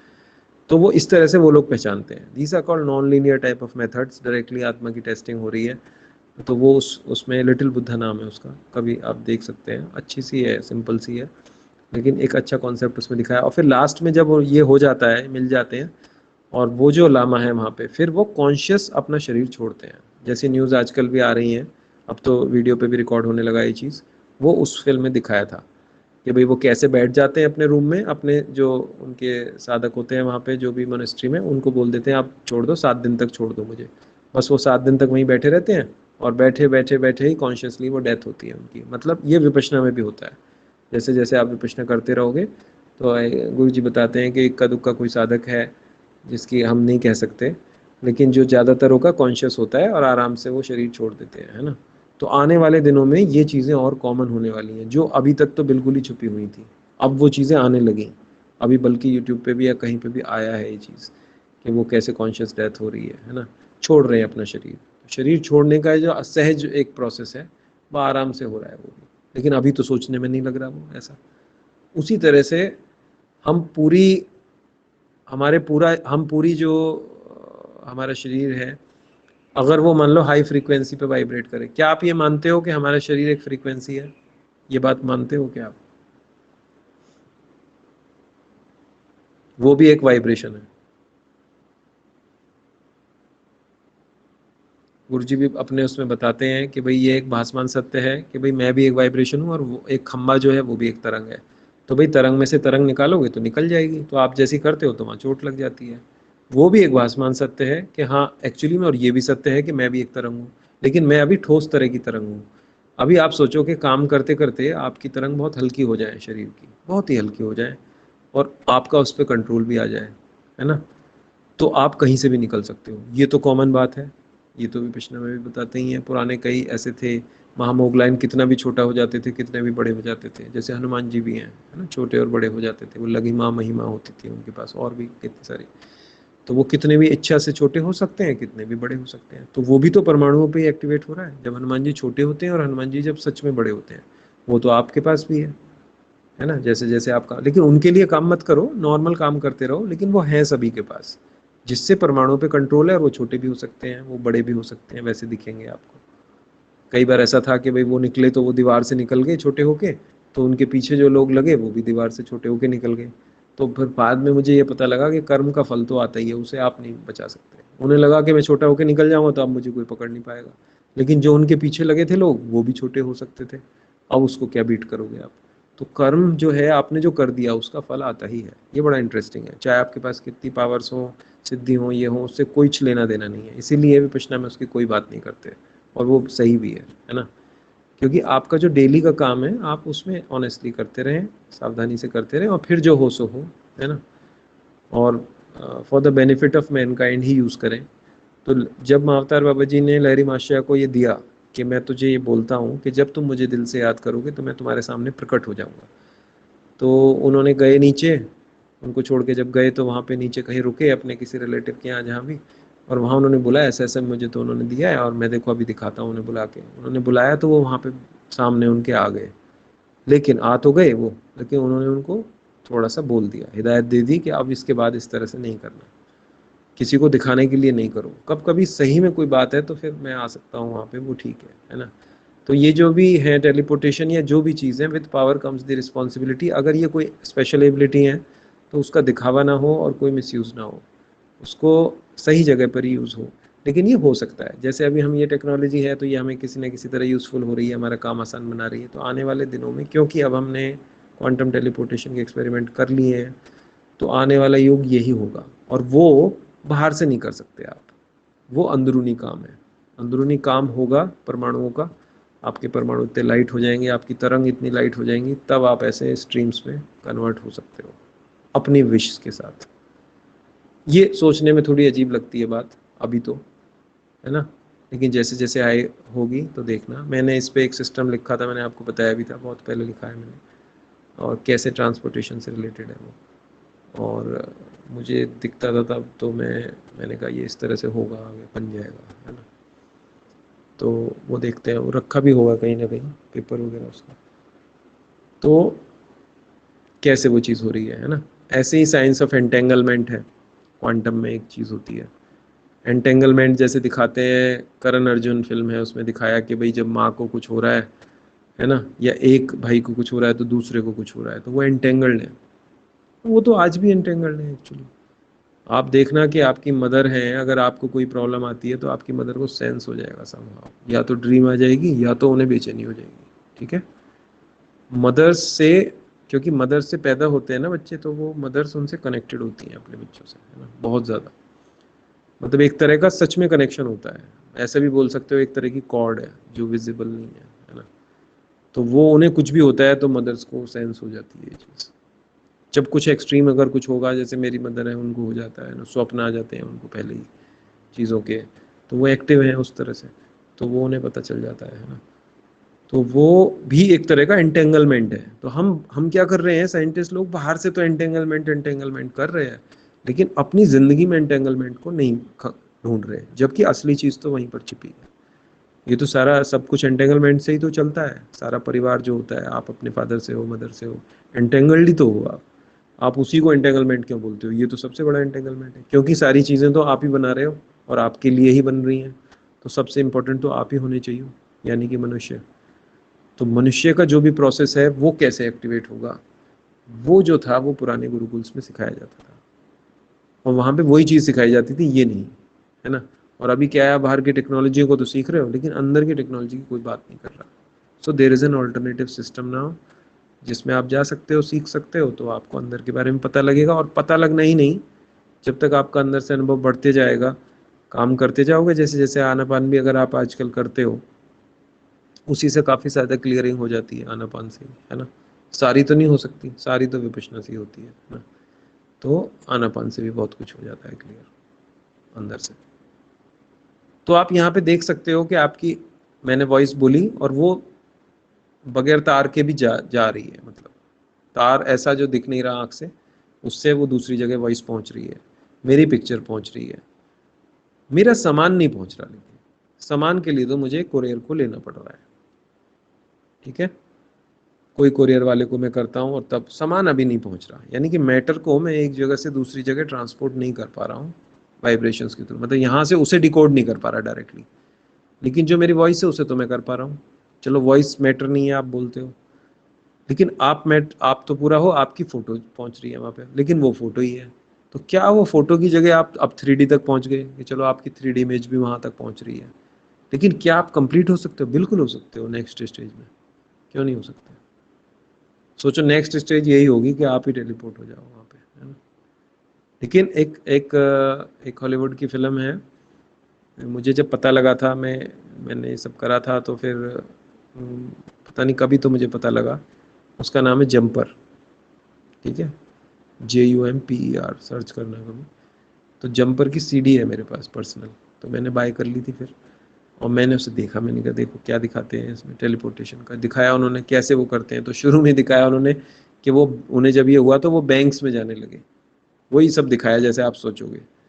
तो वो बैंक्स में गए, वहाँ से पैसा इधर से टेलीपोर्ट करके आ गए, तो बैंक वाले बोल रहे भाई ये कैसे कम हो रहा है, तो हिसाब तो गड़बड़ हो रहा है। तो वो जब भी टेलीपोर्टेशन होती है तो वहाँ पे आप कर्मा, लॉ ऑफ कर्मा को ब्रेक नहीं कर सकते कभी। अभी तो ऐसा लगेगा वो हो गई तो मैं ये कर लूंगा वो कर लूंगा, लेकिन नहीं, आप कोई कर्मा, जो नॉर्मल जो प्रोसीडिंग्स हैं यूनिवर्स की, उसको आप छेड़छाड़ नहीं कर सकते, उसके साथ करोगे तो उसकी प्रॉब्लम आएगी, आपको आएगी ही, चाहे आप टेलीपोर्ट करके करो। जैसे there is a book called living with Himalayan masters, कभी आप देख सकते हैं, नेट पे भी मिलती है, और कभी भी टाइम मिले तो पढ़ें उसे। तो उसमें एक स्टोरी है, और ये 1930s के अराउंड की स्टोरी है, एक चैप्टर है। कोई एक व्यक्ति होता है जो वहाँ पे एक सिलाई मशीन की शॉप होती है चांदनी चौक में, और वहाँ पे वो काम करता है, ठीक है। और मतलब मुझे वेग सी याद है। तो वहाँ से कैसे वो निकल के जाता है ना, एक हिमालय में कोई बाबा हैं उनके पास जाता है, और उनके पास वो टेलीपोर्ट कर सकते हैं इच्छा से, अपने माइंड से। तो वो वहाँ बैठ के उनसे बात कर रहा है, और कई बार उसने खाने की वो की कि मेरे कुछ पेस्ट्री ऐसा कुछ बताया, उसने कुछ अच्छा खाना चाहता हूँ, इस तरह का कुछ था। तो उन्होंने स्विट्ज़रलैंड की एक शॉप से पेस्ट्री टेलीपोर्ट कर दी थी उस समय पे, ठीक है। और वो उसके सामने आ गई थी, वो उसने खा भी ली। फिर इसी तरह से उसने बताया, तो उन्होंने अपनी वही शॉप जिसमें वो काम करता था, वहाँ से एक सिलाई मशीन टेलीपोर्ट कर ली। अब वो तो कर तो ली उसने, लेकिन अगले दिन जब वो शॉप खुली, तो शॉप ओनर आया, वो बोला कि भाई ये तो मशीन है नहीं यहाँ पे, ये कहाँ चली गई, क्योंकि वहाँ से तो गायब हो गई वो। तो फिर उन्होंने बोला कि भाई ये मशीन कहाँ है। तो फिर उन्होंने कहा भाई कौन नहीं है, वो कह रहे भाई एक व्यक्ति है, वो छुट्टी लेके गया है। तो कह रहा है ये तो मशीन नहीं है। तो उन्होंने यही सोचा कि वही लेके चला गया फिर, है ना। फिर वो कैसे उसके पीछे लगे। तो मैं ये बताने की कोशिश कर रहा हूँ कि चाहे वो टेलीपोर्टेशन से ही वो मशीन हटाई गई वहाँ से, लेकिन वो एक्ट तो चोरी का था, तो वो धर्म में सेटिस्फाई नहीं हो पाएगा। मतलब वो तभी हो पाएगा जब हम सही तरह से काम करें, ऑनेस्टी के साथ, है ना। तो आपने चाहे टेलीपोर्टेशन से ही मशीन निकाली, लेकिन उन लोगों को ऐसा लगा कि भाई उन्हें तो नहीं पता ये टेलीपोर्टेशन से गई, उनके लिए तो वो मशीन चली गई वहाँ से। और वो चली गई तो उन्होंने उसकी खोजबीन शुरू करी, और कौन आदमी नहीं है, अच्छा ये आदमी नहीं है, ये कहाँ है तो पता नहीं, उसको ढूंढेंगे, और यही ले गया होगा। तो देखो किस तरीके से वो एक्टिवेट हो गई, है ना, जबकि एक एक्ट ऑफ टेलीपोर्टेशन वहाँ पे हुआ था सच में। लेकिन किसी काम का नहीं रहा वो। तो इन सब चीज़ों से एक्चुअली में ऊपर तो लॉ ऑफ कर्मा ही है कि हम वो सही से चलें, जो धम्म के प्रिंसिपल्स हैं, जो गुरुजी बताते हैं, वही सारी चीज़ें है ना, हम अपनी लाइफ सही तरह से जिए। पर ये एक एक्साइटमेंट देती हैं और ये अच्छी भी लगती हैं। तो अगर वैसे ही चलने में ये कुछ हमें कल को मदद करेंगी तो सच में ये फ़ायदा है। जैसे अभी ट्रक ड्राइवर्स हैं, उनकी लाइफ बहुत ख़राब हो रखी है, तो अगर मेरा ट्रांसपोर्टेशन का सिस्टम आ जाता है मान लो, है ना, तो उससे इनकी लाइफ थोड़ी बैलेंस हो जाएगी, क्योंकि वो सब करना ही नहीं पड़ेगा, फिर आराम से हो सकेगा वो मैटर को अगर हम टेलीपोर्ट भी कर पाए तो एटलीस्ट एक अच्छा सिस्टम बन जाएगा उसके अराउंड, है कि नहीं। और इनको फिर कुछ और विकल्प मिलेंगे, कोई खेती भी कर सकता है, कोई वहाँ आसपास में नए उद्योग आ जाएंगे, है ना। अब तो इंडिया उस तरफ बढ़ ही रहा है, तो धीरे धीरे इनकी लाइफ में भी थोड़ा सुकून आएगा, ये भी अपनी फैमिली के साथ घूम सकेंगे, थोड़ा वक्त बिता सकेंगे, उनके साथ भी रह सकेंगे। अभी तो ये बड़ी इनकी हालत ख़राब रहती है। तो उस मायने में तो फिर ये टेक्नोलॉजी हमें सच में मदद कर रही है, क्योंकि अभी भी है टेक्नोलॉजी और हमारे को सम्यक जीने में ऐसा नहीं है, वो हेल्प कर रही है। अगर आप विपश्यना सेंटर्स पे भी देखो तो वहाँ भी तो टेक्नोलॉजी यूज़ हो रही है और सम्यक तरीके से हो रही है। तो कहने का मतलब है हमें जो भी काम करना वो सब सर्वोपरि है इन सारी चीज़ों से। लेकिन ये चीज़ें भी अपनी जगह हैं और ये धीरे धीरे नेक्स्ट लेवल पे अब आएंगी। मैटर भी ट्रांसपोर्ट होगा, टेलीपोर्ट होगा आने वाले दिनों में, ठीक है। अभी तो इन्फॉर्मेशन तक की बात पहुंची है, लेकिन वो किस तरह से होता है, वो तरंगे कैसे जाएंगी एक जगह से दूसरी जगह। क्योंकि तुम सोचो कि भाई जब मैं बात कर रहा हूँ तो मेरे अंदर जो एनर्जी स्टोर थी, और जब मैं बात नहीं कर रहा हूँ, दोनों केसेस में, तो जब मैं बात नहीं कर रहा हूँ तो एनर्जी मेरे तक ही है। अब मुझे कोई सिग्नल आया, मुझे लगा आपसे मुझे बात करनी है, तो वो मैंने जब बोला तो वो जो मेरी अंदर एनर्जी थी, पोटेंशियल एनर्जी, वो ऑडियो वेव्स में कन्वर्ट हो गई। एक तरह का कन्वर्जन तो हो ही रहा है, ठीक है। और अगर मैं कुछ भी नहीं कर रहा तो वो मेरे एक रूप की वेव्स जो है पूरे शरीर की, है ना, वो आप फोटो के रूप में देख पा रहे हो। तो मैं ऑडियो कर रहा हूँ तो वो ऑडियो सिग्नल्स में हो रही हैं और दूसरा बंदा कान से सुन रहा है, और उसके बाद उसके अंदर वो कुछ कुछ हो रहा है। सारा सिस्टम वही तो है जो बुद्धा ने खोजा, और वो अंदर चला गया सिस्टम के अंदर, वो जा रही है आपकी वॉइस, और फिर क्या हो रहा है उससे, है ना, संज्ञा उसको डिसाइड कर रही है, फिर उसमें एक वेदना हो रही है ना। तो वो वेदना किस तरीके से आगे जा रही है पूरी, और फिर वहाँ पे संस्कार अपना सिर उठा रहा है कि भाई ये अच्छी है, बुरी है, कैसी है, अच्छी है तो मुझे और चाहिए, बुरी है तो नहीं चाहिए। इस तरह से वहाँ पे वो एनर्जी, क्वांटम एनर्जी स्टोर हो रही है। यही बुद्धा ने भी पता लगाया। तो वो और कुछ नहीं है, ये सारी फील्ड जो है मेडिटेटिव फील्ड है, जिस तरह से हम आगे बढ़ेंगे तो उसमें हमें ये अपनी क्वांटम लेवल की चीज़ें ही पता लगेंगी कि एनर्जी एक्चुअली में कैसे स्टोर होती है। तो फिर बुद्धा ने कहा तो क्या करूँ, अब वो तो स्टोर हो जाती है, संस्कार स्टोर हो गया तो फिर वो तो एग्जीक्यूट होगा। तो उन्होंने कहा ऐसा कुछ होना चाहिए जिससे कि एग्जीक्यूट ही ना हो, मतलब स्टोर ही ना हो। तो क्या करें, तो बोले कि इंद्रियों को ख़त्म कर दें। तो भाई वो तो ठीक बात नहीं है ना, इंद्रियों को तो नहीं ख़त्म कर सकते, इंद्रियां भी रहेंगी, उस पर जो डेटा पड़ेगा वो भी रहेगा। तो अब मैं क्या करूँ, तो उन्होंने बोला संज्ञा को अनित्य संज्ञा बना दो। संज्ञा मतलब जो आपका इंटेलेक्ट है वो अनित्य संज्ञा होगा, मतलब वो अच्छा बुरा नहीं करेगा फिर, है ना, वो एक मिडिल पाथ में चलने लगेगा। जैसे कोई चीज़ आई तो उस पर हमेशा ये नहीं करेगा नहीं ये तो अच्छा है, ये तो बहुत बुरा है, इस तरीके से जब करते हो तो वो स्टोर होती रहती है एनर्जी। फिर वो एक मिडिल पाथ पे धीरे धीरे, वो ट्रेनिंग है, वही उन्होंने फॉर्मूला हमको दिया कि भाई जैसे जैसे आप ट्रेनिंग करते जाओगे तो आपका इंटेलेक्ट का बिहेवियर ही बदल जाएगा। ओहो, बिहेवियर बदल जाएगा तो वो एनर्जी जो स्टोर होती थी, संस्कार जैसे बोलते थे, क्वांटम एनर्जी, वो अब स्टोर नहीं होगी वहाँ पर। वो स्टोर नहीं होगी तो बस उतना उतना फ्री होते जाओगे। अब जब वो स्टोर नहीं होती नई एनर्जी, तो क्या होता है, बड़ी इंटरेस्टिंग चीज़ होती है, तो पुरानी एनर्जी निकल के आती है अंदर से, और निकलती है तो शरीर पे, उसे कैसे हैंडल करो, उसे रिलीज करना सीख लो। तो नया तो बनाया नहीं, पुराना भी रिलीज होने लगा तो बाल्टी खाली होने लगी, बाल्टी खाली होने लगी तो आप प्रकृति के समरस होने लगे, प्रकृति के समरस होने लगे तो सारे रहस्य आपके सामने प्रकृति खोल के रख देगी, है ना। लेकिन आप मिस यूज़ नहीं कर सकते, आप उसको सही तरह से लोगों में बहुत नॉर्मल तरीके से काम करते रहेंगे। तो ये सारी जो चीज़ें हैं, जब मेरा एक एनर्जी दूसरे सिग्नल में ट्रांसफ़र हो सकती है तो मैं खुद भी हो सकता हूँ, क्योंकि जो 72,000 नाड़ीज़ हैं वो भी तो दिख नहीं रही आँख से, लेकिन उससे तो सारा कुछ हो रहा है। जो आप योगा प्राणायाम कर रहे हो ये तो उन्हीं चैनल्स को कर रहा है। इवन विपश्यना भी जो हम कर रहे हैं उससे जब हम ऊपर से नीचे धारा प्रवाह करते हैं तो वही सारी जो नाड़ीज़ हैं उन्हीं के थ्रू तो उनमें जो ब्लॉकेजेस हैं वो धीरे धीरे रिमूव होते जाते हैं, है ना। तब वो वर्क करता है और वो क्वांटम लेवल है एक्चुअली में। तो Vipassana is actually quantum, right. तो वो वही काम हो रहा है वहाँ पर। तो मैटर कैसे होगा, तो किसी माइंड के थ्रू हो सकता है, शायद कुछ इस तरह का ग्रुप बन जाए कुछ लोगों का, है ना, जो ये काम कर सके, है ना, उनकी हेल्प से ये काम कराया जा सके। बड़ा इंटरेस्टिंग होगा आगे वाला समय देखने के लायक, क्योंकि ये सृष्टि ऐसे ही चलती रहती है और हर बार इस सृष्टि में नई टेक्नोलॉजीज निकलती हैं। एक टाइम ऐसी भी थी, मैंने एक स्टोरी लिखी थी उसका स्टोरी लिखी क्या थी, मतलब वो मेरी बुक में थी, एक 7th स्पॉट पे थी, और वहाँ से मैंने फिर वो मेरे माइंड में बढ़ गई। उसका नाम था Vishnu the tree whisperer. Vishnu एक हिमालय के नीचे गांव है, वहाँ पे एक लड़का है जो पेड़ों से बातें करता है, और वो मैसेजिंग पेड़ों के थ्रू करता है। मतलब उसके फादर कहीं तो गए होते हैं बिजनेस पे, और वो वहाँ बीमार हो जाते हैं, तो कैसे ये पेड़ों मैसेज देता है पेड़ को, वो पेड़ उस पेड़ को देता है और वो उसके फादर को देता है। तो मतलब पेड़ों को यूज़ किया जाता था मैसेजिंग के लिए, जैसे अभी आप मोबाइल को यूज़ करते हो।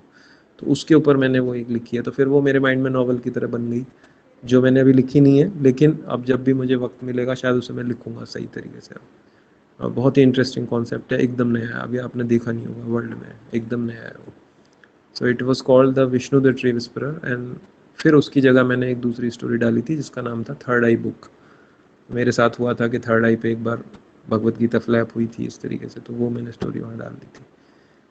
तो ये जो चीज़ें हैं, है ना, ये जो कम्युनिकेशंस के चैनल हैं, ये अब धीरे धीरे ओपन अप होके आ रहे हैं। एक बुक का नाम है, हमेशा याद रखना, उसका नाम है यू फॉर एवर।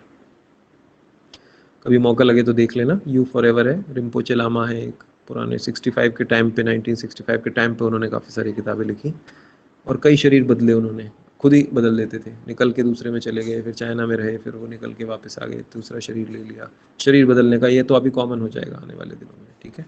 तो ये लिविंग विद हिमालयन मास्टर्स में भी आप देखोगे लास्ट में कैसे हुआ, उनके गुरु जब छोड़ के गए उनके ऊपर रिस्पॉन्सिबिलिटी, तो कैसे उन्होंने अपना शरीर से बाहर निकल गए। तो ये लोग ये भी डिसाइड नहीं कर सके कि इन्हें जलाएं या दफन करें या क्या करें, झगड़ा वगैरह हो रहा था।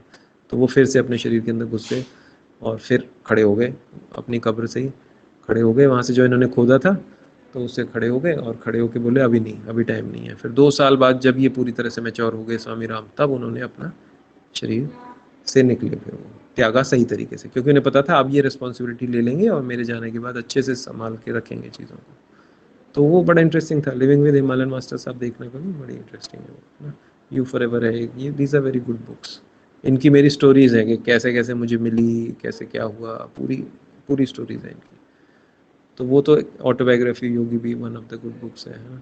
कभी आप पढ़ें साइंटिफिक एस्पेक्ट, उसमें नीचे एक छोटे छोटे वो दिए हुए हैं एक्सर्प्ट्स, ऊपर कोई चीज़ होती है उसके ऊपर छोटी सी वो सबस्क्रिप्ट लगी रहती है, और नीचे उसके ऊपर देते हैं, उसमें थॉटोट्रॉन्स की बात करी गई है ना। जैसे अभी फोटॉन्स होते हैं ऐसे थॉटोट्रॉन्स होते हैं, है ना, उसकी बात करी गई है। मैंने बहुत पहले ही पढ़ लिया था, तो मैंने देखा ये कैसे होता है। तो वो एक्सप्लोर जो होती हैं चीज़ें कैसे होती हैं, those are very very important और एसेंशियल। तो फिर ये हो सकता है कि ये भी हो जाए कल को, है ना, सोच के देखना, मतलब these are like some of the thought things. और काफ़ी सारे ऐसे मटेरियल हैं जो वर्ल्ड वॉर के टाइम पे होते थे, और मैं उन्हें देखता था, दोज डॉक्यूमेंट्रीज आर देयर, है ना, डिस्कवरी में या कहीं कहीं आती थी, नेशनल ज्योग्राफिक में भी। और कैसे लोगों को हेलुसिनेशंस भी होते थे। एक जगह बताया कि यूरोप में ऐसे किले थे वहाँ पर, उसमें जब कोई जाता था तो उनको अजीब सा कुछ दिखने लगता था, वो सब सोचते थे पता नहीं है, उसमें जाते ही नहीं थे लोग, क्या हुआ। फिर एक साइंटिस्ट की टीम गई और उन्होंने एक्सप्लोर किया कि ज़रा वहाँ पे देखें तो सही है क्या हो रहा है। तो जब उन्होंने वहाँ देखा तो उन्हें पता लगा कि भाई वहाँ पे तो मैग्नेटिक फील्ड बड़ी टाइट हो गई है, तेज़ है वहाँ पर। क्यों है, उन्होंने देखा कि वहाँ पर एक्चुअली में काफ़ी सारे वायर्स जो थे, इलेक्ट्रिक वायर जिससे बिजली आती है, उनका गैंग्लिया है। गैंग्लिया मतलब उनका वो काफ़ी सारे इकट्ठे हो रखे हैं वहाँ पे, है ना। तो ज़्यादा वो हो जाते हैं, तो क्योंकि वायर में इलेक्ट्रिसिटी आएगी, तो ये तो हम पढ़ ही चुके हैं अपने उसमें चैप्टर्स में, कि वायर में इलेक्ट्रिसिटी आएगी तो मैग्नेटिक फील्ड आएगी। अगर खूब सारे वायर एक साथ लगा दोगे तो सबकी मैग्नेटिक फील्ड एक तरह से सुपर इम्पोज हो जाएगी। इसीलिए जो घर में वायरिंग होती है उसमें ये ध्यान रखा जाता है कि बहुत सारे वायर से एक जगह से ना जाए, है ना। नहीं तो आप इकट्ठे कर दोगे ना बहुत सारे वायर्स, तो सबकी अपनी अपनी मैग्नेटिक फील्ड है, और उसकी वजह से कुछ माइंड के ऊपर फर्क हो जाता है इन चीज़ों से, और हेलुसिनेशन हो सकते हैं उसकी वजह से, होते हैं लोग। तो फिर उन्होंने देखा कि जब इसे सही करेंगे तो फिर वो हो जाएगा, और उन्होंने सही किया तो वहाँ पे फिर ठीक हो गया वो। तो उन्होंने कहा आपको डरने की ज़रूरत नहीं है, बता दिया उन्होंने, साइंस के थ्रू ही बता दिया कि भाई इस वजह से हो रहा है, क्योंकि वो मैग्नेटिक फील्ड इतनी ज़्यादा है वहाँ पर, और जब वहाँ पे कोई भी माइंड आता है तो वो उसके साथ इंटरेक्ट करती है माइंड की फील्ड के साथ, और इस कारण से उसे कुछ भी एपरेशंस या हेलुसिनेशंस दिखते हैं, ठीक है। तो फिर उन्होंने उसको ठीक किया। तो फिर उसी यही ठीक करना है, ऐसे गाइडलाइन बनती जाती हैं कि भाई मेरी हाउस की वायरिंग होगी तो वो कैसी होगी, तो उनमें ध्यान रखा जाए। उसे कोई बताता नहीं है, लेकिन जो उस फील्ड के लोग हैं वो उसका ध्यान रखते हैं कि अगर वो मैं ऐसे खुला छोड़ दूंगा, कुछ भी कर दूंगा, खूब सारे वायर्स लगा दूंगा, तो वहाँ आप भी ध्यान रख सकते हो, आपके किसी कॉर्नर में खूब सारे वायर्स हैं, आप वहाँ जाके देखोगे तो वो आपके माइंड के साथ इंटरेक्ट करेंगी वो फील्ड्स, और वही मैग्नेटिक फील्ड जो हमने अभी चैप्टर में पढ़ी है। ऐसा नहीं है कुछ अलौकिक चीज़ की बात कर रहे हैं, नॉर्मल मैग्नेटिक फील्ड बिजली आएगी तो मैग्नेटिक फील्ड आएगी। मैग्नेटिक फील्ड चेंज होगी तो बिजली जनरेट होगी। ये दोनों, ये प्रिंसिपल बहुत तकड़ा है, मतलब सबसे मेन प्रिंसिपल है ऐसा। और ये अभी ग्राउंड लेवल तक जाना बाकी है, आने वाले दिनों में जाएगा ये। उस पर काम चल रहा है, हम भी अपनी अपनी जगह सब काम कर रहे हैं कि भाई वो एक्चुअली में उसको खेल खत्म होना चाहिए। ह्यूमन सिस्टम के साथ कैसे चलेगा ये, है ना, ह्यूमन सिस्टम में कैसे वर्क करता है। Once your electricity goes up, your magnetism also goes up, right, वो चीज़ होती है। तो इस तरीके से ये एक थॉट एक्सपेरिमेंट है, सोचना इस पे थोड़ा थोड़ा आप सोचोगे तो क्या हो सकता है ना। मैटर देखा जाए तो वो एक कॉन्डेंस फॉर्म ऑफ वाइब्रेशन ही तो है। थोड़ा सा लूज होगा तो पानी हो गया, जैसे बर्फ़ है, बर्फ़ में आप मारोगे हाथ तो उसमें लग जाएगी आपके हाथ में, it is form of water, right. थोड़ा डेंस हो गया वाइब्रेशन, और जैसे ही ऊपर उसके ऊपर थोड़ी गर्मी पड़ती है तो वो पिघल के पानी बन जाता है। तो थोड़ी गर्मी पड़ी तो पानी बन गया। अब उसमें तो आप मार सकते हो घुसा, आपने उसमें मारा तो आपको कुछ भी नहीं लगा ज़्यादा, जितना बर्फ़ में लगता उतना तो नहीं लगा। अब उसके ऊपर फिर सनलाइट पड़ रही है तो वो और गर्म हो रहा है तो इवेपरेट हो गया। अब जो हवा बना तो वो तो बिल्कुल ही आपके हाथ से निकल गया, आपको कुछ भी असर नहीं हुआ। पानी में तो भी थोड़ा सा लगा था। तो ये किस तरह से मैटर जब एक फॉर्म चेंज कर सकता है और फिर फाइनली वो इवेपरेट करके निकल रहा है, लेकिन वो हीट डाल के निकल रहा है। तो क्या हम कुछ ऐसा कर सकते हैं जिससे कि अगर हमें हीट भी ना डालनी पड़े और वो इस तरह से निकल जाए। ये भी एक थॉट एक्सपेरिमेंट है। तो ये सोचना हमें थोड़ा थोड़ा जो है नेचुरल वो बंद नहीं करना चाहिए। मतलब हम सिर्फ यही नहीं है चीज़ें देख रहे हैं और बस एक्साइटेड हुए जा रहे हैं, हमें अपना सोचना भी चालू रखना चाहिए। तो उससे लाभ होगा, मतलब ये, तो आप उसमें अंदर घुस पाओगे एक तरीके से, है ना। और ये तो कुछ भी नहीं लगेगा उसके बाद आपकी 11th-12th, क्योंकि फिर आपकी मतलब लाइफ का विजन आपके पास आ जाएगा एक तरीके से। और वो आ जाएगा तो वो बड़ी बात है, मतलब वो मेन है ना, क्योंकि आपकी लाइफ उससे सेट होती जाती है, विजन जैसे जैसे आता है। और वो बड़ा ज़रूरी है। किसी भी एक चीज़ पे आप काम करोगे, सोचो किसी भी एक चीज़ आपने नई चीज़ बना के इतने लोगों में दी जिससे वो अच्छे से यूज़ कर पा रहे हैं, तो हो गया काम आपका, और क्या करना था, है ना। तो अभी लोग किस तरह से कंज्यूमरिज्म से बाहर आ रहे हैं, अब आ रहे हैं इंडिया के लोग, and they are already talented, और किस तरीके से वो अब नई चीज़ें बना रहे हैं। तो ये बड़ा इंटरेस्टिंग टाइम है। तो यही सब चीज़ें जो हो रही हैं अभी बाहर में, यहाँ पे भी चल रहा है काम। क्वांटम कंप्यूटिंग में इंडिया में भी काम चल रहा है ना। अब तो मोदी जी उसको आगे लेके जा रहे हैं। तो चाहते हैं सब लोग, तो बोलते हैं। तो मैं what I see now is कि भाई जैसे मैं यहाँ पे भी रहता हूँ और मैं देखता हूँ कि India is actually quantum, India की तो सभ्यता ही क्वांटम है, वो तो वही बातें ही करती है सारी, है ना। तो कोई चीज़ वहाँ से बाहर से तो क्या बनेगी, मैं बोल रहा हूँ यहीं से बनेगी फाइनली वो, है ना, यहीं के लोग उसे बनाएंगे, देखना। तो वो इम्पोर्टेंट है ये चीज़। तो इसमें कुछ एक्सर्प्ट्स हैं जो लिविंग विद हिमालयन मास्टर्स में हैं, आप कभी पढ़ना चाहें तो पढ़ें। और ऑटोबायोग्राफी ऑफ योगी में भी हैं, जिसमें टेलीपोर्टेशन कैसे क्या है उसका जिक्र है थोड़ा, है ना। सच में योग करते हैं, लेकिन जैसे उसमें लहरी महाशय थे या कौन से थे, उन्होंने बोला था भाई फ़ोटो उनकी आती नहीं थी कभी, तो कभी उन्होंने बोला कि एक फ़ोटो खींच लो। तो जब कोई फ़ोटो खींचता था उनकी और वो डेवलप कराता था फिल्म को, तो उस पर उनकी फ़ोटो नहीं आती थी, जबकि वो तो बैठे रहते थे सामने। तो लाइट जो जाती थी वो वापस ही नहीं आती थी कभी, परमाणु से निकल के दूसरी तरफ चली जाती थी, है ना। जब उन्होंने बोला कि अब खींच लो फोटो, अब खींच लो, तो उन्होंने माइंड से ऐसा किया कि अब परमाणु से रिफ्लेक्ट हो जाएगी लाइट, ऐसा उन्होंने बोला खुद फोटोग्राफर को कि अब खींच लो एक फ़ोटो। वो उनकी वही फ़ोटो है शायद। तो इस तरीके से हैं वो इंसिडेंट्स। तो उन्होंने बोला और अब खींच लो तो अब मिल जाएगी तुम्हें, क्योंकि वो लाइट जो आ रही है वो रिफ्लेक्ट हो जाएगी मेरे परमाणुओं से। ये मेरी इच्छा पे डिपेंड कर रहा है। अभी तो जैसे हम किसी की भी खींचते हैं तो सबकी खिंच जाती है, सामने है तो, लेकिन उनकी नहीं हो पाती, उनकी लाइट पास ऑन कर जाएगी इधर से उधर। तो बड़ा इंटरेस्टिंग है ये, है ना। तो वो परमाणुओं का कंट्रोल है डायरेक्ट आपके पास, और फिर परमाणुओं का कंट्रोल आया तो फिर क्या बायोलॉजी और क्या, उससे कोई फर्क नहीं पड़ता, है ना। अब आप कहोगे कि मैं करूँगा तो फिर लिवर का क्या होगा, फिर उसका क्या होगा, क्योंकि आपने वही सब पढ़ा है इतने दिनों से, तो आप उसी को सच मान बैठे हो। लेकिन वो भी तो किसी परमाणु से बने हुए हैं, लिवर है, स्टमक है। वो परमाणु डायरेक्टली अगर स्ट्रीम हो जाए, उसके ऊपर आपकी कमांड हो जाए, तो वो दूसरी जगह भी रिक्रिएट कर जाएंगे वैसे ही, ठीक है। जैसे हमारी इन्फॉर्मेशन पास करके अभी मैं, आप जो बोल रहे हैं मैं सुन पा रहा हूँ, वो रिक्रिएटेड है मेरे पास। आपने तो तब बोल दी वो वहाँ पे अपने यहाँ, लेकिन मैं तो यहाँ सुन रहा हूँ, उसमें छोटा सा टाइम लगेगा एक, और वो नहीं है जो आपने बोली थी। जैसे अगर आप टीवी मैच में टीवी में कभी मैच देखोगे क्रिकेट का, तो उसमें हल्का सा लैग होता है, और आप रेडियो से सुनो। आप एक रेडियो रख लो और एक टीवी रख लो, और वो मैच आप कमेंट्री रेडियो पे सुनो। रेडियो पे सुनोगे तो वो बोलेगा चौका मार दिया ऐसे। और अभी आप टीवी पे देखना, अभी तक चौका पड़ा नहीं होगा टीवी पे। टीवी पे हल्का सा लैग होता है क्योंकि वो वहां से रिकॉर्ड हो गया चौका, उसके बाद उसकी प्री प्रोसेसिंग होती है इमेजेस की, थोड़ी सी उसमें कुछ बॉल को लाल किया जाता है ना, उसमें इमेज प्रोसेसिंग कर कर आके, ताकि आपको देखने लायक लगे। वो सब कुछ आपको जो मिलता है टेलीकास्ट, वो उसमें काफ़ी प्री प्रोसेसिंग रहती है इमेजेस की। नहीं तो अगर तुम रॉ देखोगे तो उतनी अच्छी नहीं दिखेगी तुम्हें, है ना। तो उसमें हल्का सा वक्त लग जाता है सिस्टम को, कंप्यूटर सिस्टम्स है वहाँ पर जो उसे करके तब टेलीकास्ट करते हैं। लेकिन अगर आप रेडियो का सुनोगे वहीं वो बोलेगा चौका मार दिया, और इधर देखोगे तो अभी चौका सर नहीं पड़ा। होता तो वही है, बस सर मैंने गूगल पे सर्च करा तो बोलते कि 7 सेकंड का लैग होता है, क्योंकि सर उसमें जैसे अगर सर कुछ भी टेक्निकल एरर होता है तो वो हाँ, फिक्स करने के लिए या फिर कोई भी वो बीप भी फिक्स करने के लिए करने के कुछ लिए यूज है। होता है। हाँ सही बात है वो। और थोड़ा बहुत उसमें जो भी करते हैं उनकी फिर बहुत सारी कमेंट्री भी चलती रहती है लाइव, है ना। कई सारी प्री प्रोसेसिंग, तो उनका पूरा एक सिस्टम है टेलीकास्ट का, इसीलिए तो राइट्स ली जाती हैं टेलीकास्ट की। उसमें वो सही तरीके से दिखाते हैं, तो हल्का सा लैग होता है उसमें पिक्चर्स में, है ना। क्योंकि वहाँ बीच में एक पूरा तंत्र बैठा हुआ है, उसमें कितने सारे लोग जॉब्स भी करते हैं, और वो किस तरीके से उसकी प्रोसेसिंग करते हैं। इतने अच्छे कैमरा से तो रिकॉर्ड करते हैं, लेकिन इतना फाइन जो दिखता है आपको, उसमें थोड़ा सा वर्क भी इन्वॉल्व होता है। और रेडियो में तो वो डायरेक्ट ही हो जाता है ना। तो आप कभी ये करके देखना, मतलब ये छोटा सा एक्सपेरिमेंट है, एक रेडियो रखना अपने पास, रेडियो तो ले ही लेना जब भी मौका लगे, है ना। बहुत यूजफुल चीज़ है, बहुत अच्छी टॉक्स आती हैं उस पर आज भी, और उनको सुनो, दे आर वेरी हेल्दी। मतलब आपको आंख भी खराब करने की जरूरत नहीं है। मैंने बहुत ज़्यादा दिन रेडियो सुना है, बल्कि एक टाइम पे ऐसा था, मैं मैचेस हमेशा, क्रिकेट का बहुत शौक रहता था। तो एक थाना था बरसाना, वहाँ पे हमारे फादर पोस्टेड थे। तो वहाँ पे एक नीम का ट्री था, हमें क्वार्टर मिला हुआ था एक, और उसमें उसके नीचे हम रहती थी, हमारी वो बेड रहती थी। और वो रात के टाइम जैसे वर्ल्ड कप के मैचेस देर रात से होते थे, न्यूजीलैंड से आते थे, तो मैं वहाँ सोता था उस ट्री के नीचे कई बार, और मैं रात को सुनता था वो रेडियो पे, है ना।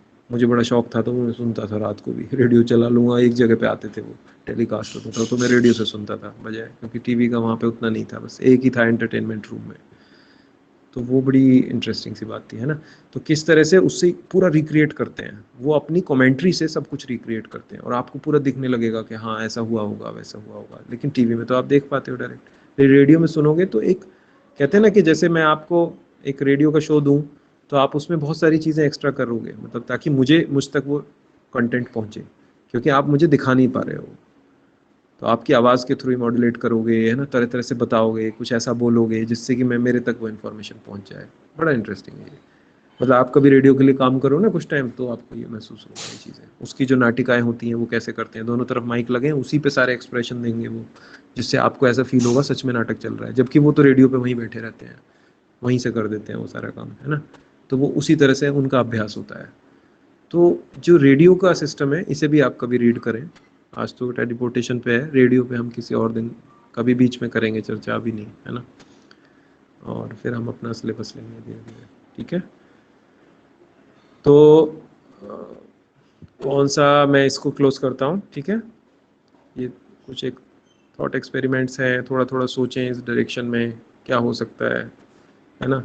क्या मैं कुछ ऐसा कर सकता हूँ, क्या ये चीज़ हो सकती है। These are like open questions, अभी तो धीरे धीरे आ रहे हैं, लेकिन मेरे लिए ये उतने ओपन नहीं है, क्योंकि मैंने वो चीज़ें देखी हैं कि भाई ये एक्चुअली में होती हैं सच में। अब आपके सामने एक भी एग्जाम्पल ना हो तो फिर आप बोलोगे ओपन है, लेकिन सच में लोग इसे कर रहे हैं। And India is such a vast country, है ना, हिमालयास पे सब हो रहा है ये सब चीज़ें, है ना। वहीं से एक्चुअली पूरा ग्लोबल एवोल्यूशन का काम हो रहा है, हिमालयास के थ्रू। तो वहाँ पे जो ऋषिज बैठे हुए हैं, वो तो आकाश मार्ग से ही जाते हैं ना, ऋषि सत्ताएं जो भी हैं वो आकाश मार्ग से ही जाती हैं, एक जगह से दूसरी, दूसरे लोगों से यहाँ पे आते हैं, यहाँ से भी ट्रैवल करते हैं दूसरे। ये तो कॉमन चीज़ें हैं एकदम, है ना। और अभी साइंस देखो वहाँ पे लगी हुई है, मानना नहीं चाह रहे हैं वो उसको, कि नहीं हम तो ऐसे ही करेंगे, कर लो भाई ऐसे जैसे तुम्हें लगता है ना। लेकिन people are already doing it, तो वो अब आएंगे धीरे धीरे, ठीक है। मैं ये क्लोज कर रहा हूँ, और आप अभी रहना जरा सा, मैं इसको क्लोज कर रहा हूँ, ओके। किसी और दिन फिर कोई और टॉपिक हम डिस्कस करेंगे। चलो फिर, है, टेक केयर, बाय।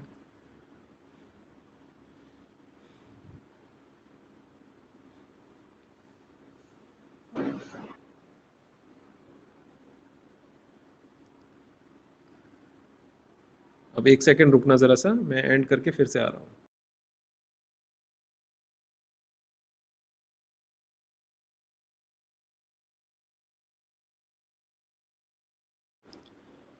हाँ, तो थोड़ा सा नेक्स्ट चैप्टर का आप देखना क्या करेंगे, अभी हम कौन सा लें। इसके बाद एक और था सस्टेनेबल रिसोर्सेज। अगर आपके स्कूल में भी एनवायरनमेंट चल रहा है तो एक चैप्टर और है इसी फ्लो के अंदर, चाहे तो वो ले सकते हैं, ठीक है। अगर आपको कोई दिक्कत नहीं है तो हम वो कर सकते हैं, फिर उसके बाद हम कोई और ले लेंगे। वो चैप्टर है sustainable management of natural resources, ठीक है। थोड़े से डिस्कशन वाला ही है ये भी, और जो भी पॉइंट्स हैं वो हम कवर करेंगे, ज़्यादा बड़ा भी नहीं है। वाटर हार्वेस्टिंग बड़ी इंटरेस्टिंग है इसमें, और डैम्स तो थोड़े से डिस्कस कर रहे हैं, और भी कर सकते हैं। वाटर हार्वेस्टिंग से रिलेटेड कुछ अच्छे डिस्कशन हो जाएंगे इसके अंदर। ये एक चैप्टर हम कर सकते हैं इफ़ यू आर ओके, क्योंकि अभी फ्लो भी वो बना हुआ है। What do you think?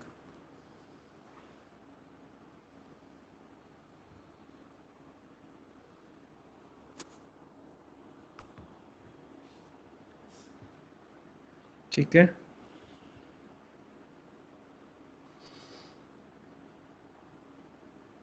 Hello,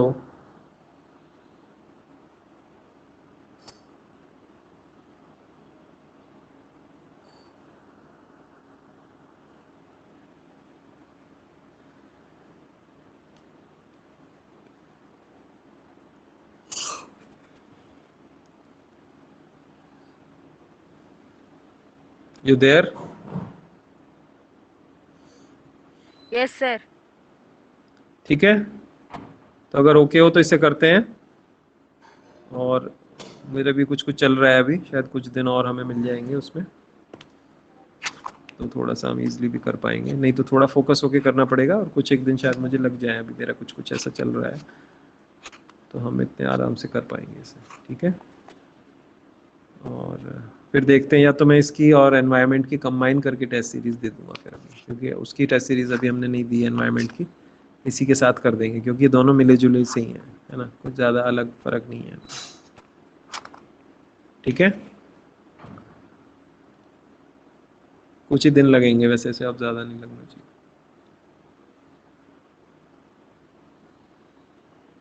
इसके अलावा कोई ऐसे डाउट्स हों, विभू आपको कोई डाउट हो मैथ वगैरह का, है ना, वो सबमिट कर सकते हो as a problem,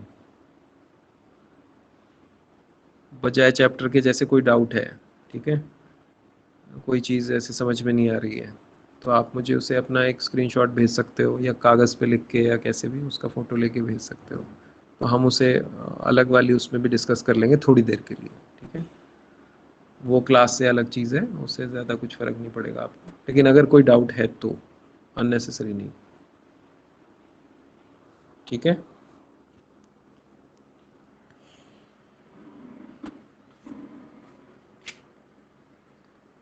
okay then,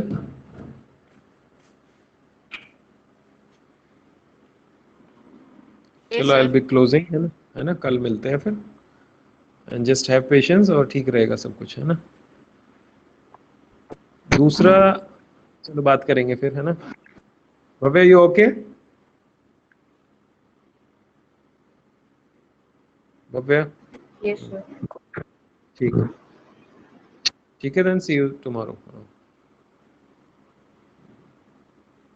okay चलो sir. Bye, take care, thank you sir. Bye, take